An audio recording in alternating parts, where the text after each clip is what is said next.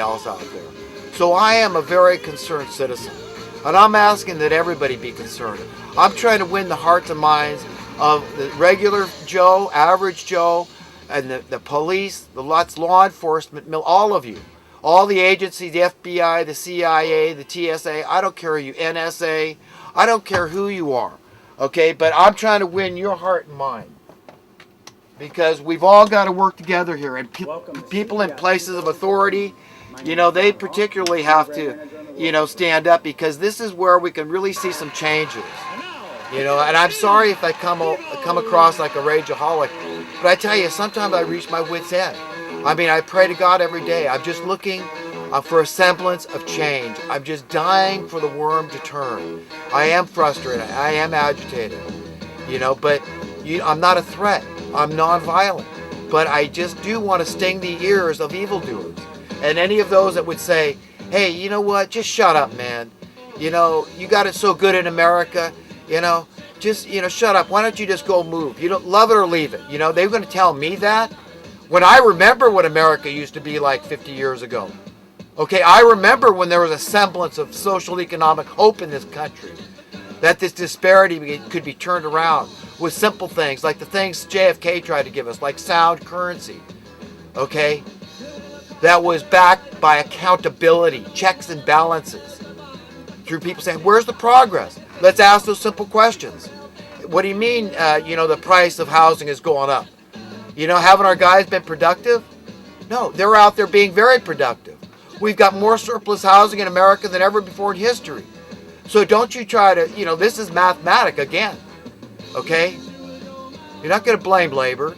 We don't have a lazy labor force. Don't blame, if we're going to blame welfare recipients, let's start with the top dogs that are stealing the wealth of our nation to the nth degree, to the tune of trillions. And I mean, the wealth exists. It's there.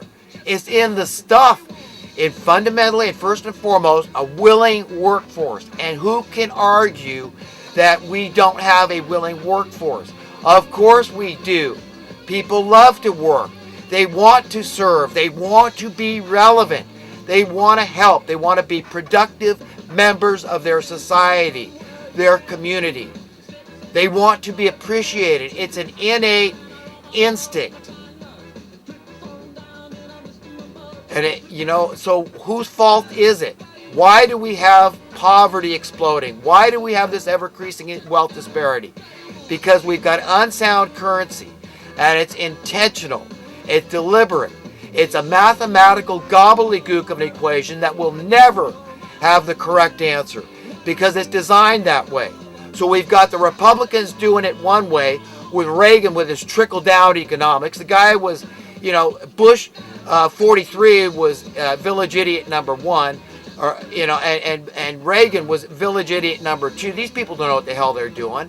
And Clinton, what the hell is he? I mean, the Democrats and Republican, Obama, these people are all idiots. They don't know a damn thing about economics. They're just suck-up, brown-nosed sycophants to the banking class, to the money-printing class. They're all working together. They've got different formulas for making sure the solution comes out wrong, that the problems are maintained. Because they've got to have the problems to remain relevant. Without the problems, we don't need them. There's no attention paid to them. They're psychopaths. We've got to get 10 steps ahead of them. We've got to say, we see through your bull. We know how to attain sound currency. We know it doesn't have to be through socialism, through taxing the haves to give to the have-nots. And it doesn't even go to the have-nots. It's going to the haves, the people that have looted America to the nth degree.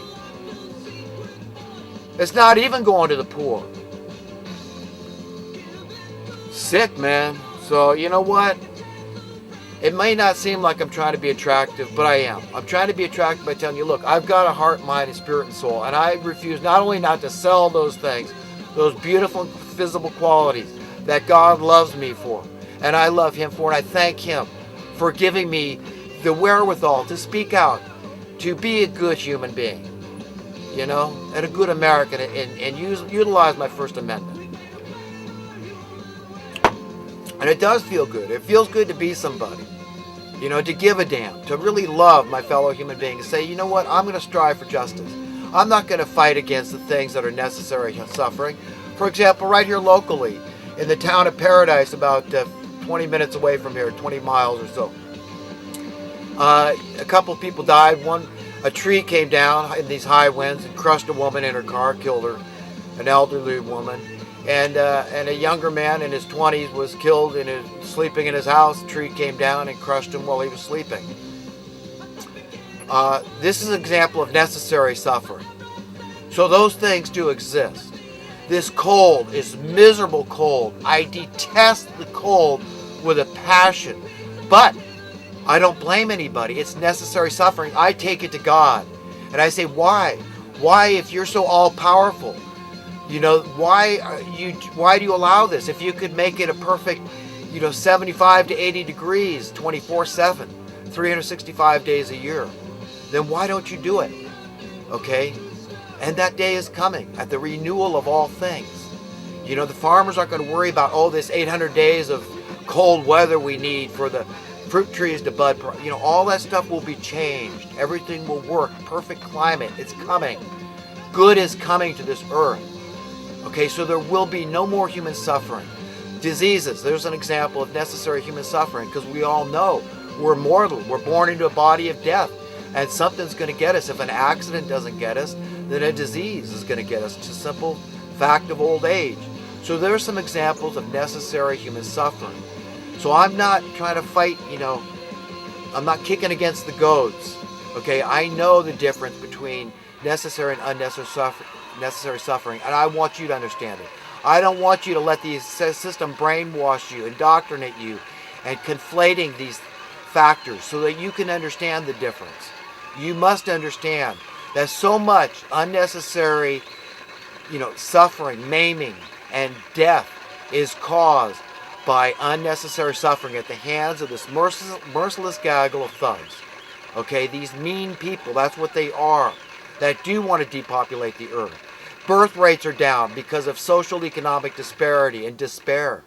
There must be a relationship there between those two words, despair and disparity. But this is what's happening. People they can't get involved. Who can afford to get into a relationship? A fella can barely take care of himself. Maybe he can't even take care. How in the hell is he going to be in any mood to be courting a woman for marriage? It's very rare that it's happening. And these people, this is all part of their plan. The economic suicides, people killing themselves when they're destroyed, when they fail financially, particularly men. The pride factor, they have a really hard time with that. So all the abortions, when was the last time you heard of a rich woman getting an abortion? So all these things you must understand, all the broken homes, all the misery these people are inflicting upon us. Understand, all this stuff is unnecessary human suffering. Okay? And I know I got distracted about the airplane that crashed recently, and they're finding the wreckage. But you know what? I want to hear more about the exact traffic. They know there was traffic up there. I want to know what traffic it was exactly. Was this chemtrailing planes up there? Okay, we need to know these things, because those people are unaccountable. And these people spray in our atmosphere without any liability, without any accountability for the effects of what they're doing. Okay, is just endemic of what they're doing on high. So all these policies that they're inflicting on us these are usurpers. There's no rhyme or reason. There's no accountability, no liability. Nobody's feet are held to the fire. And these are the people that are running our lives, folks. So, you know what? I'm probably going to have to end this video here in a minute. But, there's so many things that we could do to improve our society if it wasn't for these people telling us, we just can't afford it. And how many times